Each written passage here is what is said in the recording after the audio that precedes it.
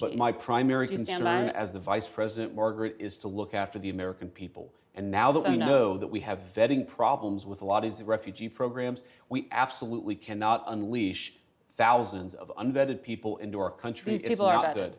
These people are vetted. Just like the guy who planned a terrorist attack in Oklahoma a few months ago, he was allegedly properly vetted, and many people in the media and the Democratic Party said that he was properly vetted. Clearly, he wasn't. I don't want my children to share a neighborhood with people who are not properly vetted, and because I don't want it for my kids, I'm not going to force any other American citizens' kids to do that either. No, and that was a very particular case. It wasn't clear if he was radicalized when he got here or while he was living here. I don't really care, Margaret. I don't want that person in my country, and I think most Americans agree with me. 2 weeks ago, you were on Fox News, and you said, if you protested peacefully on January 6th and had Merrick Garland's Department of Justice treat you like a gang member, you should be pardoned. If you committed violence on that day, obviously you shouldn't be pardoned.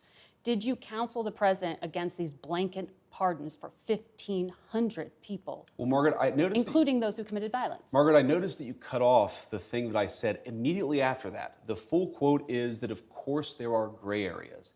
And here's the nature of the gray area. Merrick Garland's Department of Justice denied constitutional protections in the prosecutions. There were double standards in how sentences were applied to the J6 protesters versus other groups. What the president said consistently on the campaign is that he was going to look at a case-by-case basis. This is blanket. And that's exactly what we did. We looked at 1,600 cases, and the thing that came out of it, Margaret, is that there was a massive denial of due process of liberty, and a lot of people were denied their constitutional rights.